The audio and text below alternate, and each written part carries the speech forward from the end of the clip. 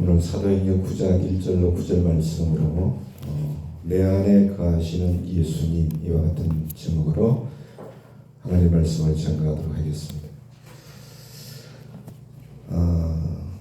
새로운 예배당은 아니지만 좀 더 편리하고 좀 더 좋은 환경의 예배당을 위해서 지난 17일부터 리모델링 공사를 하고 있습니다.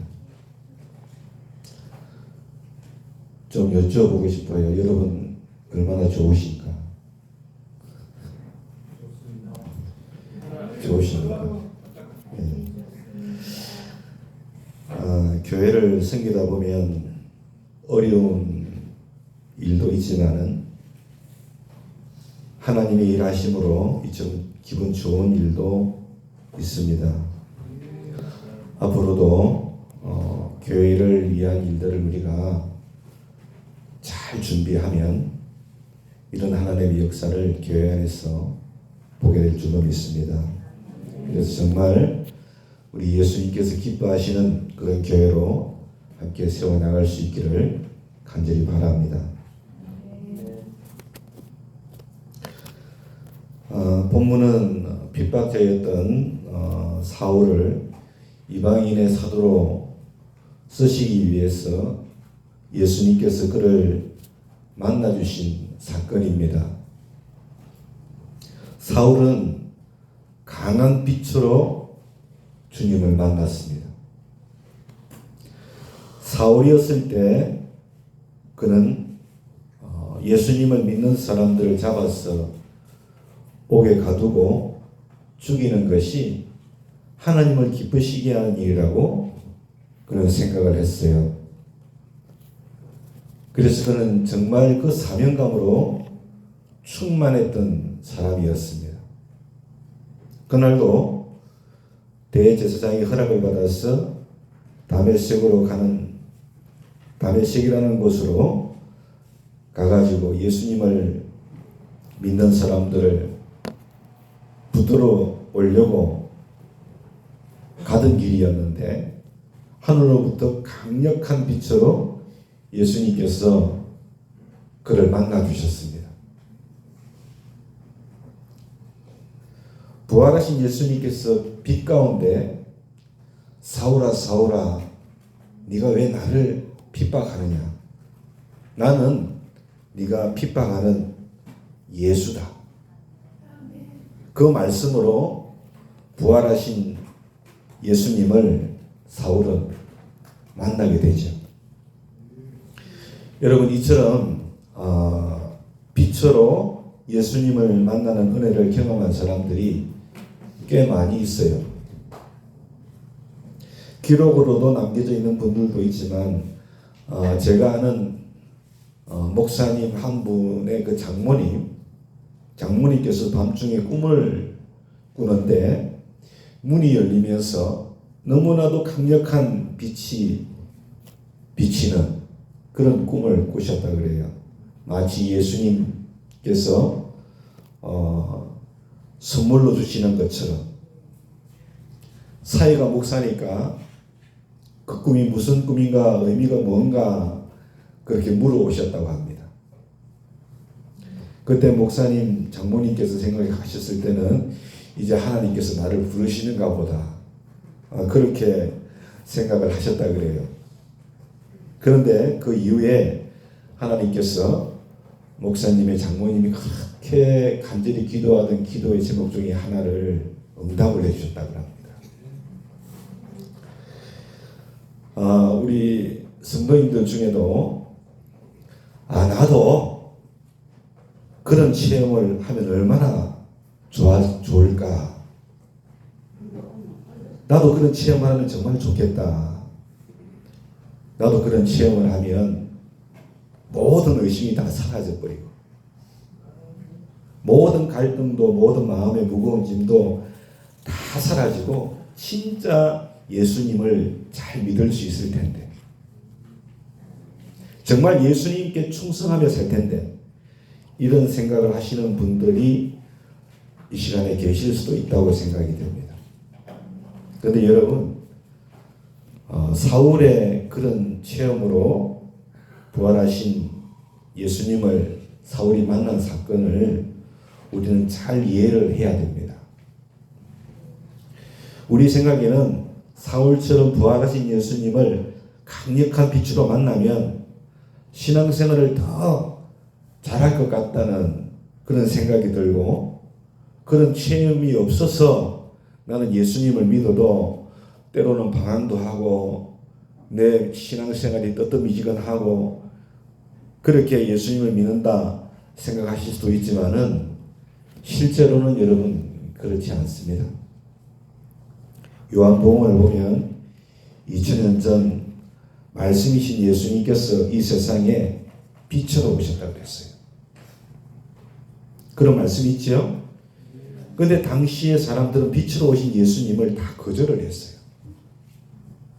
요한복음 1장 5절에 보니까 빛이 어둠에 비치되 어둠이 깨닫지 못했다 그랬어요. 요한복음 3장 19절에는 빛이 세상에 왔는데 사람들이 자기 행위가 악함으로 빛보다 어둠을 더 사랑하였다 그렇게 말씀을 하고 있어요.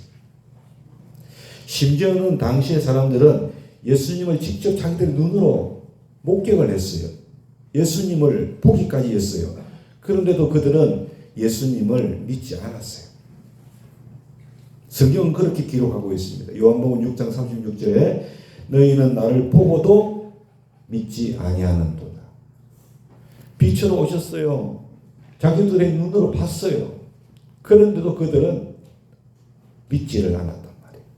그러므로 강력한 빛으로 예수님께서 나를 만나주시지 않아서 내가 신앙생활을 미지근하게 하는 게 아니라는 것을 우리가 알아야 됩니다. 그리고 우리는 예수님을 만나면 정말 신앙생활 잘 할 텐데 내 마음에 답답한 것, 의심 다 사라질 텐데 그렇게 생각할 수 있지만 절대로 그렇지 않습니다. 예수님을 실제로 만났던 사람들의 이야기가 성경에 기록되어져 있는데 그럼에도 불구하고 믿지 않는 사람들은요, 믿지를 않았어요. 여러분, 엄밀히 말하면 사울도, 바울 되기 전에 사울도 그날 예수님을 처음 만난 것이 아니었어요. 그 전에 사울은 이미 예수님을 만났었어요. 사울이 그 사실을 몰랐을 뿐이지 이미 그 전에 예수님을 만났었어요. 예수님께서 사울을 만나셨을 때 사울에게 뭐라고 했습니까? 왜 나를 핍박하냐? 그렇게 말씀했죠. 왜 나를 핍박하느냐? 그렇게 말씀을 하셨어요. 사울은 교회와 예수 믿는 성도들을 박해했지 예수님을 핍박한 적은 없었어요. 그런데 예수님께서 명확하게 왜 나를 핍박하냐? 그렇게 말씀하셨죠. 교회와 성도들을 핍박한 것을 예수님은 예수님 자신을 핍박한 것으로 말씀하신 거예요. 그걸 명확하게 짚어주신 줄로 믿습니다. 그러니까 사울은 예수님을 만난 정도가 아니었고요. 예수님을 핍박까지 했던 사람이었어요. 이해가 되세요? 정작 사울은 교회와 성도가 예수님이라는 사실을 몰랐던 거예요. 그런데 그날 다메섹 가는 길에서 그 사실을 볼 줄 아는 눈이 비로소 뜨인 거예요. 할렐루야. 교회와 성도가 바로 예수님이구나.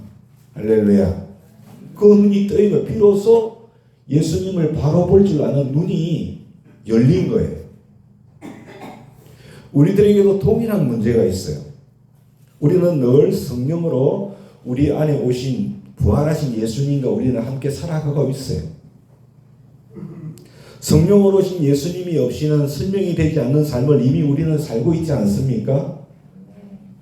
그런데도 우리는 부활하신 예수님을 못 만났다고, 사울처럼 그렇게 예수님을 만나면 좋을 텐데 늘 그렇게 생각하고 있는 거예요. 이와 같이 생각하는 것은 우리 안에 성령으로 오신 예수님을 볼 줄 아는 눈이 우리가 뜨이지 않았기 때문에 그런 거예요. 예수님이 그렇게 나에게 역사하지 않고 계신 것이 아니라는 거예요. 할렐루야.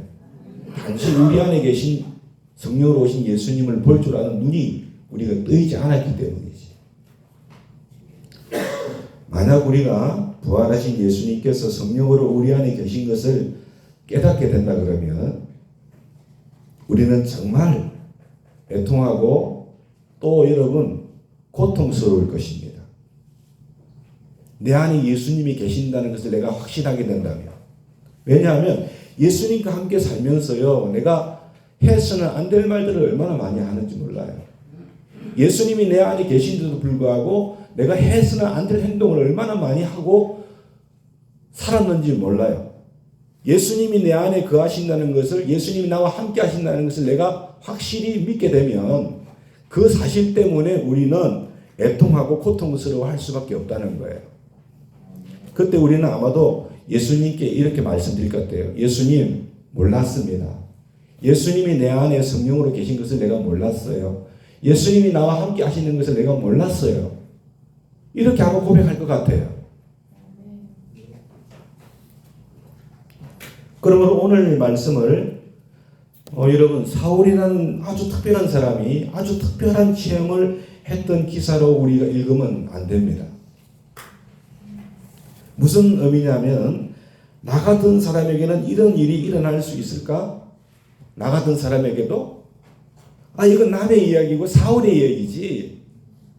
그렇게 본문의 말씀을 넘겨버리면 안 된다 이 말이에요. 여러분, 사울은요, 핍박자였어요.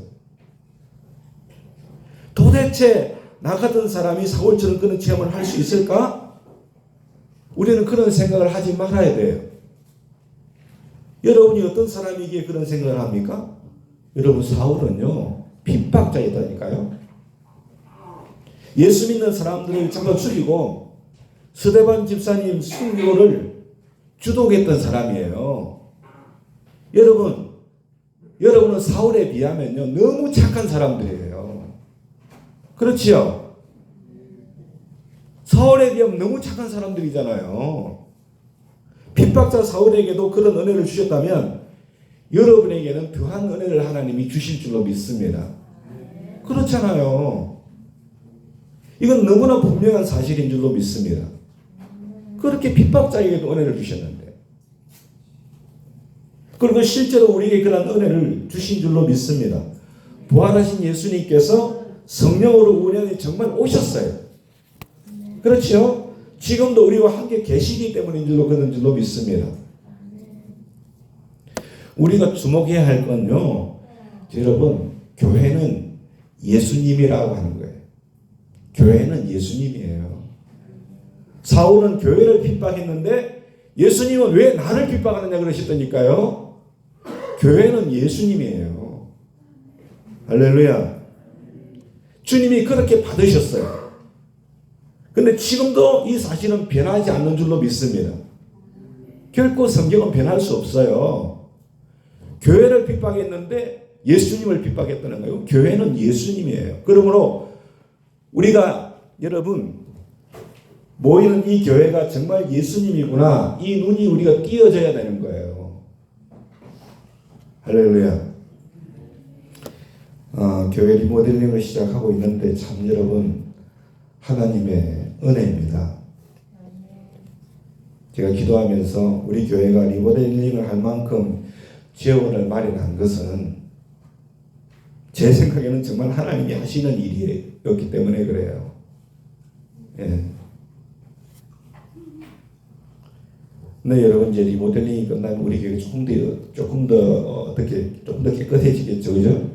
조금 더 아마 깨끗해질 거예요. 깨끗해진 만큼 우리 성도님들은 조금 더 관리에 더 많은 헌신이 저는 따라야 된다고 생각을 해요. 그렇겠죠? 여러분, 그럴 때 여러분들이 꼭 기억하셔야 될 게 있어요. 눈에 보이는 일들, 여러분 하나하나 힘들고 어려운 일에만 우리가 반응을 하면요, 불평과 원망이 나올 수밖에 없어요. 도리어 그때 우리 성도님들 예수님의 역사에 주목할 수 있기를 원합니다. 왜냐하면 우리가 모인 이 교회 안에 주님께서 역사하시고 계시기 때문에 그래요. 우리는요, 주님의 역사를 바라봐야 돼요. 할렐루야. 우리의 눈에 지금 예수님 안 보이죠? 우리 눈에 지금 예수님 안 보이지만 우리 한 사람 한 사람 안에 예수님의 성령이 계세요. 할렐루야.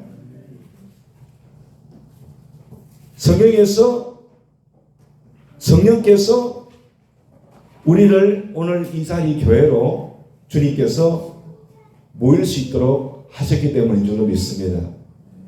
내 안에 성령께서 그렇게 역사하시는 거예요. 할렐루야. 그래서 오늘 우리가 이곳에 모여서 예배 드리는 거 아닙니까? 아멘. 여러분 한 분 한 분 안에 성령이 계시다니까요. 내 안에 성령께서, 여러분 안에 성령께서 오늘 이 자리로 여러분들을 이끌어 오셨다니까요. 그래서 예배 드리는 거예요. 할렐루야. 여러분 교회를 보면 오늘도 차량으로 섬기고 찬양을 인도하고 안내를 쓰시고 악기로 섬기신 여러분들, 금요일 토요일이면은 교회 청소로 또 꽃꽂이로 이렇게 봉사를 하고 이렇게 하시는 분들 모두 다 예수님이세요. 할렐루야. 모두 예수님이세요. 그러니까 여러분들 항상 어떤 일을 하든지 예수님께서 하시는 일에 주목을 하셔야 되는 거예요. 그 안에 예수님이 계시니까 그 일을 하시는 거예요. 믿으세요? 그러면 힘들고 어려운 일이 참 많지만 불평과 원망은 없어지고 정말 감사와 찬양이 넘치게 되고, 그리고 지나고 보면 정말 예수님의 역사가 더 강하게 나타났었구나 하는 것을 우리도 경험을 하게 될 줄로 믿습니다. 근데 오늘 본문을 가만히 주목해 보면 예수님께서 참 이상한 일을 하셨어요. 사울을 그렇게 놀랍도록 주님께서 만나주셨는데, 그렇게 사울에게 만나주신 예수님께서 사울에게 하실 말씀을 다 하셔야만 하셨을 것 같은데, 그런데 그날 그렇게 빛으로 강하게 사울을 만나주시고 사울에게 이제 너는 아나니아를 만나야 되겠다 그랬어요. 아나니아를 만나라. 아나니아가 이제 내가 할 일을 다 말해줄 거야. 가르쳐 줄 거야. 그렇게 말씀해 주시다는 거예요. 그리고 아나니아에게 주님께서 가셔서 너는 이제 직가라고 하는 거리로 가서 사울을 찾아라. 그리고 내가 내게 지시할 내용을 다 그에게 말을 해줘라. 그래서 아나니아를 만나게 합니다. 저는 참 이상해요. 예수님께서 빛 가운데 사울을 만나셨으면 직접 하실 말씀 다 하시면 되는데 왜 아나니아를 통해서 말씀하실까? 실제로 아나니아가 사울을 만나게 됩니다. 오늘 본문 계속 이어서 보면 아나니아로서는 정말 가슴 떨리는 일이었어요. 왜냐하면 사울이 어떤 사람인지를 당시 예루살렘 교인들은 다 알았었기 때문에 그런 겁니다. 예수 믿는 사람을 잡아 죽이고 가장 악랄하게 예수 믿는 사람과 교회를 핍박했던 사람이 사울이었는데, 그런 사람을 만나라고 주님께서 말씀하시기 때문에, 그래서 아나니아로서는 가장 하기 어려운 일이었지만 예수님께서 강력하게 말씀하시니까 가서 사울을 만나고 그에게 안수를 합니다. 눈에서 비늘이 떨어지고 사울이 보게 되었죠. 그리고 하나님께서 주신 말씀을 사울에게 전합니다. 사울이 어떤 고난을 당하게 될 것인지, 앞으로 어떤 어려움 중에 사명을 감당하게 될 것인지 사울에게 주님이 말씀하셨어요. 여러분, 사울은 자기가 고난을 받으면서 사명을 감당할 것을 그날 다 받아들인 줄로 믿습니다. 그래서 그에게는 더 이상 고난이 사역 가운데 문제가 아니었어요. 왜? 고난을 받을 것이라고 주님이 말씀해 주셨기 때문에.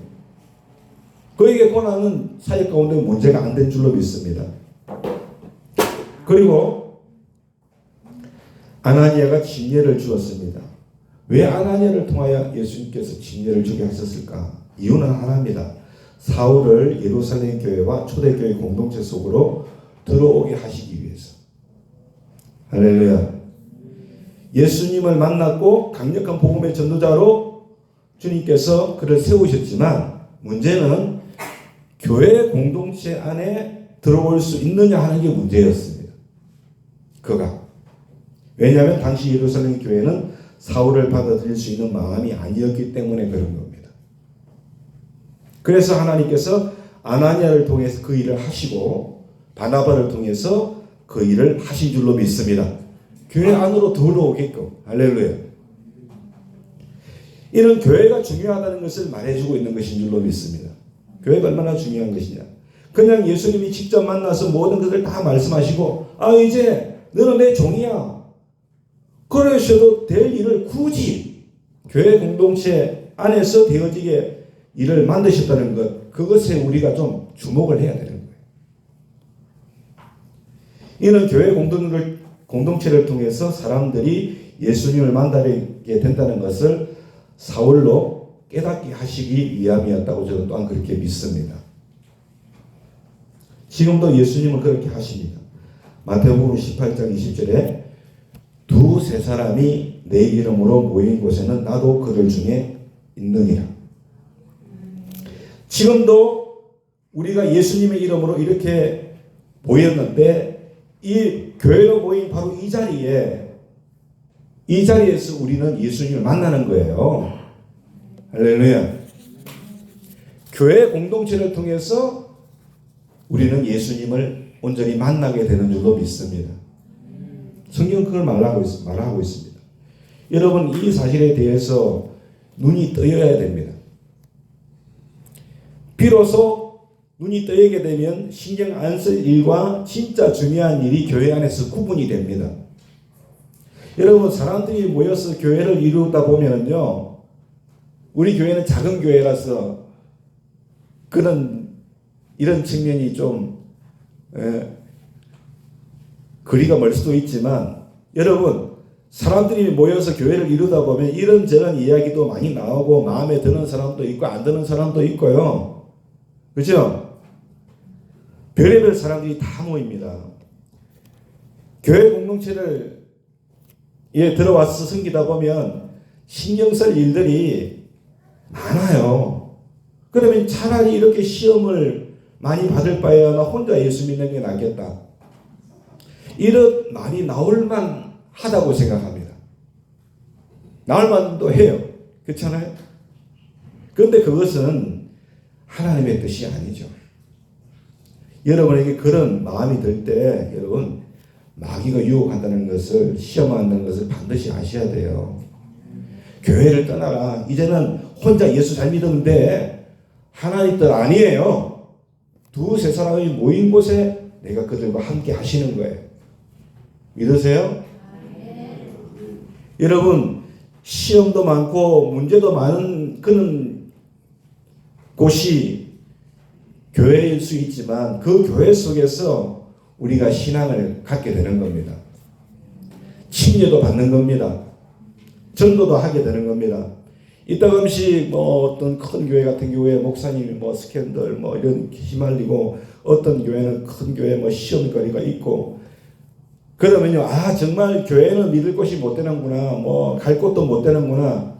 여러분, 그래도 교회 오셔야 돼요. 아멘. 그런 교회 공동체가 있으니까 말씀드린 대로 전도도 하는 겁니다.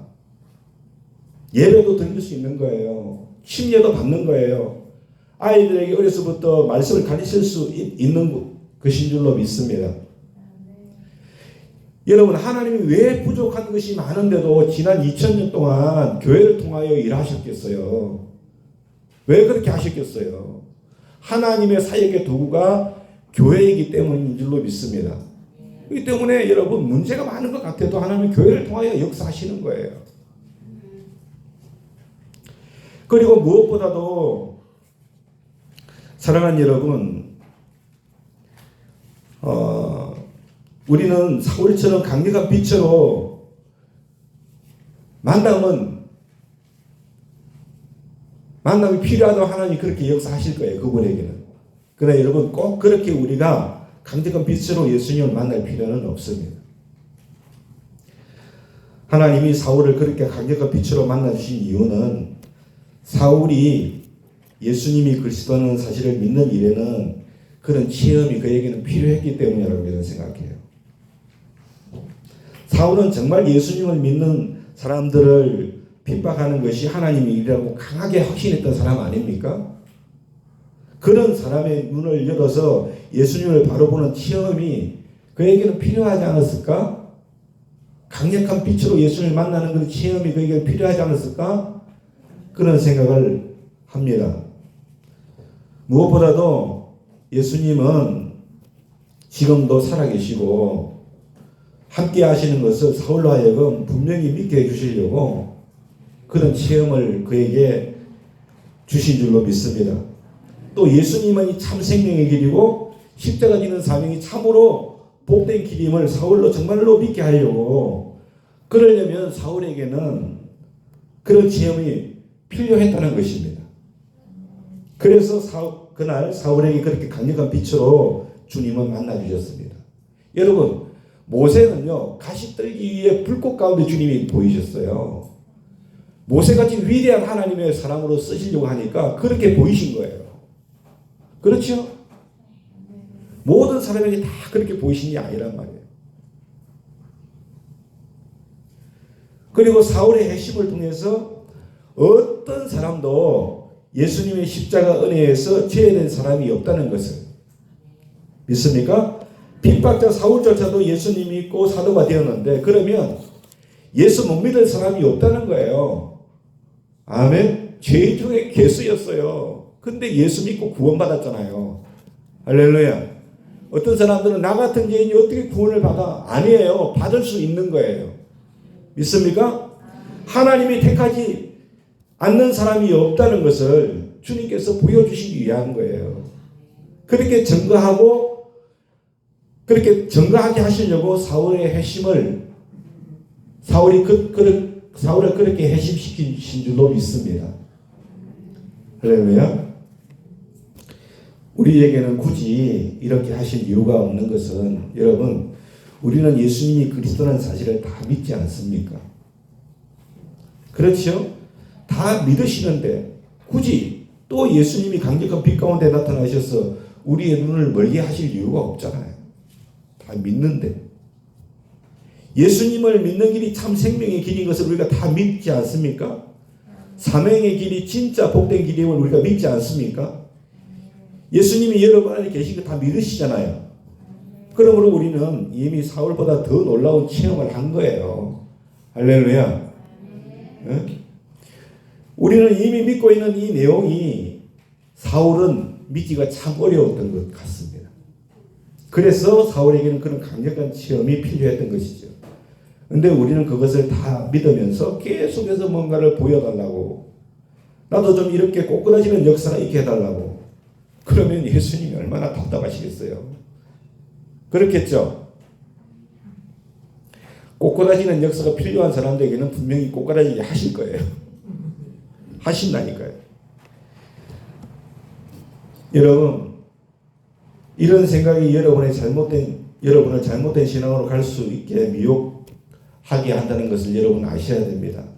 강력한 체험, 더 강력한 체험 그런 걸 강조하는 것은 어떻게 보면 영적으로 굉장히 위험한 일일 수가 있어요. 이미 하나님이 내게 성령으로 사울보다 더 큰 체험을 주신 줄로 믿습니다. 더 큰 체험을 주셨어요. 이 사실을 믿음으로 취하는 일이 우리에게 필요한 거예요. 할렐루야. 성령으로 나에게 임하셨잖아요. 아멘. 나와 함께 하신다. 내 안에 계신다. 믿음으로 취하는 일이 우리가 여러분 해야 할 일인 줄로 믿습니다. 목사님 그런 은혜를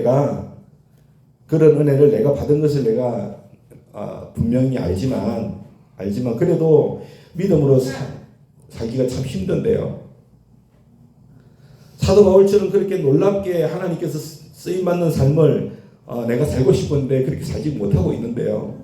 뭔가 좀 나에게도 그런 체험이 있어야 되지 않겠습니까?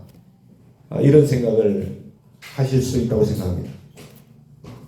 여러분, 우리가 예수님을 마음에 모시고 살면서 예수님 우리와 함께 하심에도 불구하고 사도 바울처럼 이렇게 놀랍게 살지 못하는 이유가 뭔지 아세요? 왠지 아세요? 그런 체험이 우리에게 작기 때문이 아니에요. 내 안에 주님이 거하신다는 것을 진짜 내가 믿음으로 반응하지 않고 있기 때문에 그런 거예요. 그래서 우리가 바울처럼 쓰임을 받지 못하는 거예요. 우리가 체험이 커도 결국은 예수님이 나와 함께 하신다는 이 엄청난 놀라운 은혜를 제대로 믿음으로 내가 반응하지 못하면 그런 체험을 아무리 많이 하더라도 우리는 여러분 아무런 소망을 갖지 못합니다. 사도 바울이 고린도후서 4장 7절에 이렇게 말했습니다. 우리가 이 보배를 질그릇에 가졌다고 그랬어요. 할렐루야. 보배 되신 예수님을 우리 마음 가운데 가졌다는 거예요. 믿습니까? 그렇게 고백했습니다. 우리가 이 보배를 질그릇에 가졌다. 내 안에 계신 예수님 보배라고 고백한 것인 줄로 믿습니다. 예수님의 비유 속에도 밭에 감추인 보화의 비유 여러분 아시죠? 농부의 비유 통해서 우리에게 말씀하셨죠? 우리가 믿는 예수님 이 신앙을 보화라고 표현한 거예요. 그래서 모든 것을 팔고 그 보화를 샀다 그랬죠? 이런 비유의 말씀을 하셨는데 여러분 우리 안에 계신 예수님이 진짜 보배이신데 보배를 여기지 않는 것이 이게 우리가 문제인 거예요. 이게 문제예요. 예수님이 내 안에 계신데 예수님을 보배라고 여기지 않는 것 이게 문제라는 거예요. 하나님이 우리에게 그동안 계속해서 말씀하시고 사인도 주시고 내가 너를 정말 좋아한다. 내가 너와 함께 있어. 두려워하지 마. 그렇게 하셨음에도 깨닫지 못하는 것. 이게 우리들의 문제라는 거예요. 이게. 예수님께서 우리 안에 계시는 것을 좀처럼 우리가 현실로 받아들이지 않는 거예요. 이게 우리에게 있어서 문제인 것이죠. 예수님이 나와 함께 계심에도 그 사실을 믿음으로 내가 반응하지 않으니까.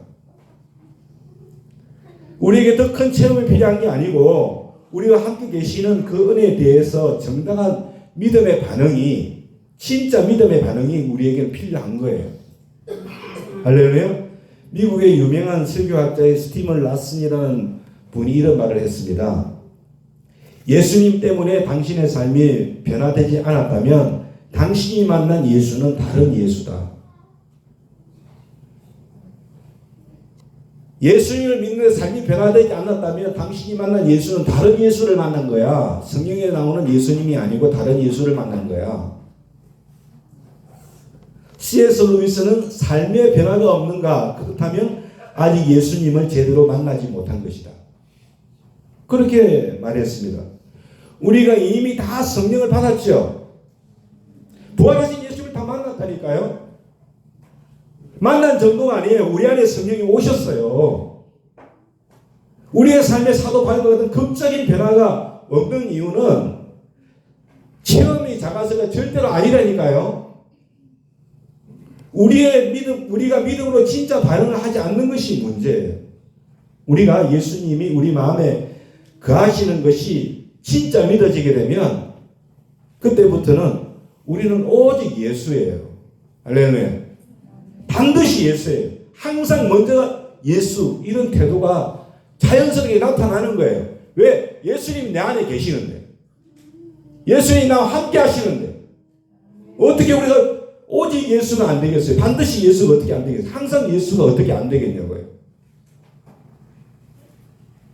어떤 분이 교회를 등록을 했다고 합니다. 이런 간증을 했어요. 그 교회는 예수님의 사람의 제자 훈련이라고 하는 그런 프로그램을 가지고 있다고 그래요. 근데 그분이 가장 은혜 받은 부분이 뭐였냐면 내 안에 예수님이 계신다. 내 안에 계신 예수님, 그 제목을 듣는 순간 망치로 머리를 한 대 딱 맞은 듯한 그런 기분이 그분이 들었다는 거예요. 내 안에 예수님이 계셔? 예수님이 내 안에 정말 계시다고? 그러면서 말씀을 가르치는 분이 예수님이 우리 안에 있기 때문에 죄를 짓는 것이 어려워지는 것이 맞는 것입니다.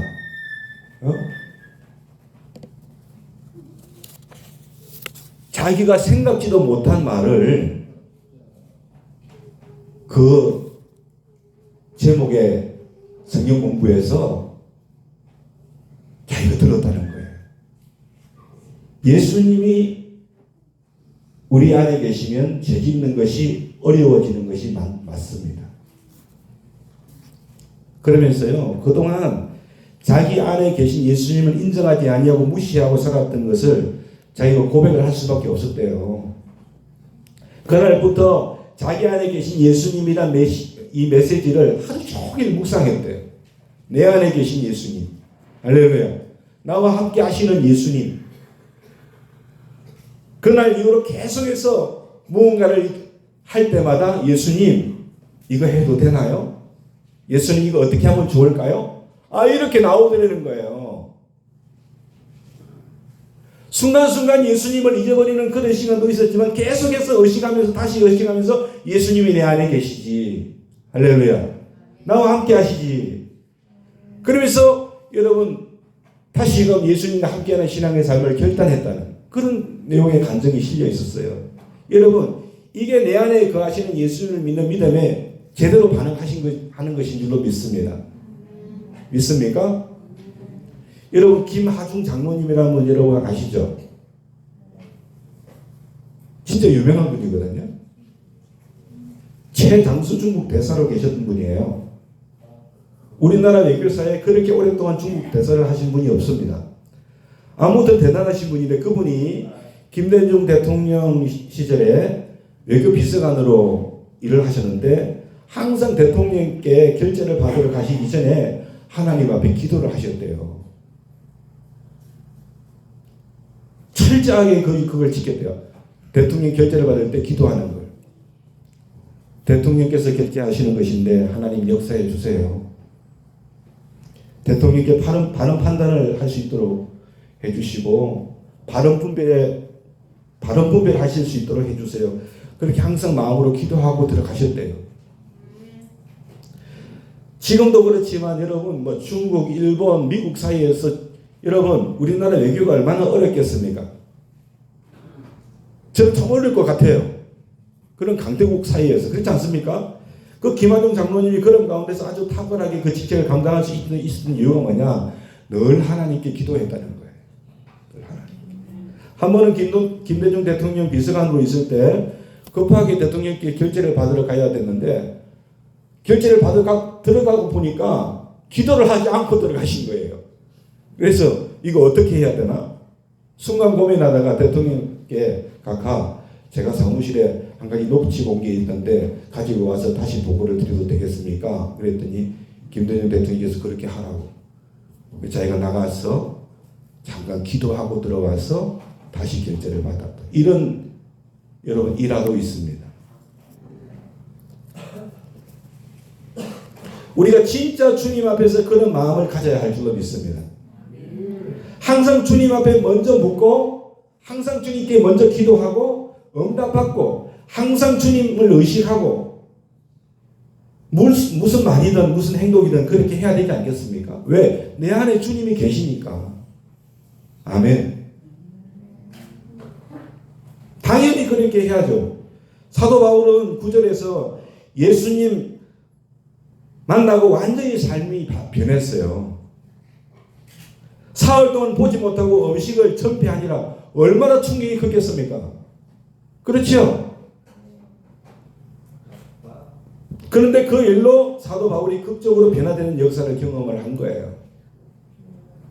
여러분, 근데 저도요, 최근에 더욱더 예수님이 제 안에 계신다는 사실, 아멘, 나는 죽고 나는 이제 예수로 산다는 이 복음에 대해서 요즘 더 큰 충격을 받고 있어요. 할렐루야. 굳이 예수님을 그렇게 강력한 빛으로 내가 만나지 않아도 저에게는 이 말씀이 큰 충격입니다. 할렐루야. 주님이 성령으로 내 안에 계시구나. 아멘. 나는 죽고 이제 나는 예수로 사는 것이구나. 이 얼마나 큰 충격인지 모릅니다. 여러분, 진짜 지금 예수님이 여러분 안에 계십니다. 이 사실을 정말 믿음으로 받아들이게 되어지는 순간 여러분의 인생은요, 이제는 옛 사람이 아닌 거예요. 할렐루야. 예수님이 나와 함께 계신다. 이 사실을 여러분이 반드시 믿게 되면 그때부터는 어떻게 옛 사람처럼 살아요? 그렇게 못 살잖아요. 그렇게 말 못 하잖아요. 그렇게 행동 못 하잖아요. 이 사실을 믿게 되면 우리가 변화되지 않을 수 없는 줄로 믿습니다. 내 안에 주님이 계신데, 나와 함께 하시는데. 여러분, 우리가 하루를 살아가면서 별의별 충동이 많고요. 별의별 욕구도 많고요. 생각도 많고요. 여러분 안에 그렇게 많지 않습니까? 그렇죠? 그럼 우리가 어떻게 그렇게 살 수 있어요? 주님이 내 안에서 왕으로 계신데, 저는 제 삶이 바뀌는 것이 이 믿음으로 되어진다고 저는 확실히 믿습니다. 성령께서 내 안에 계신다. 할렐루야. 나와 늘 함께 계셔.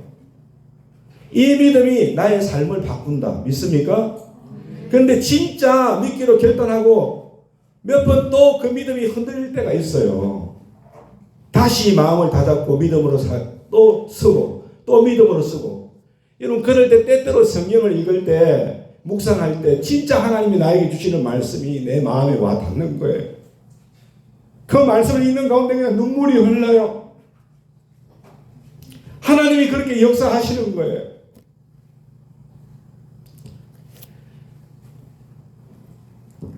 어느 순간에는 기도하는 가운데 하나님이 통곡하며 기도하기도 하세요. 찬양 가운데도 하나님이 눈물로 찬양하게 하세요. 지금까지 내가 얼마나 잘못된 삶을 살았는지 깨닫게 해주시고, 마음 깊은 곳에 회개하게 하시고, 하나님이 나를 아신다는 것, 하나님이 그래도 나를 사랑하신다는 것을 주님께서 깨닫게 해주시는 은혜. 여러분, 이게 믿어지니까 나에게는 문제가 아무런 문제가 되지 않더라고요. 이게 믿어지니까 하나님이 정말 나를 아시고 나를 사랑하신다. 오늘 이 말씀을 준비하는데도 하나님이 나를 얼마나 사랑하시는가. 그렇게 예수님이 이끌어 주셨어요. 반드시 여러분에게도 그런 은혜를 주실 줄로 믿습니다. 여러분, 예수님은 지금 우리와 함께 계십니다. 우리는 사울이 체험했던 그 체험 그대로 하고 살아가고 있는 것입니다. 우리가 진짜 그것을 믿음으로 주님을 바라보고 또 순종하고 나가기 시작하면 강력한 빛으로 주님을 만난 사도 바울의 삶을 우리도 살아갈 수 있는 거예요. 그런 변화된 삶을 하나님 우리를 통하여 역사하실 줄로 믿습니다. 우리는 그냥 예수님을 성령의 빛으로 만난 것뿐 아니라 지금 빛 가운데 우리는 살아가고 있습니다. 요한복음 3장 20절, 21절 악을 행하는 자마다 빛을 미워하여 빛으로 오지 아니하나니 이는 그 행위가 드러날까며 진리를 따르는 자들은 빛으로 오나니 이는 그 행위가 하나님 안에서 행한 것임을 나타나게 함이니라. 우리는 진리를 따르는 자인 줄로 믿습니다. 빛 가운데 있는 거예요. 우리는 계속 빛 가운데 살아가는 존재가 되어야 할 줄로 믿습니다. 우리 교회 모든 성도님들은 사도 바울이 주님을 만난 그 은혜의 체험을 분명히 다 하셨고 앞으로도 계속해 나가셔야 됩니다. 할렐루야. 그래서 우리의 삶을 통해서, 우리 교회를 통해서 하나님께서 이 세상을 변화시키는, 고난 가운데도 사도 바울처럼 기뻐할 수 있는, 감사할 수 있는 그런 은혜의 역사가 충만하게 되기를 예수님의 이름으로 축원합니다.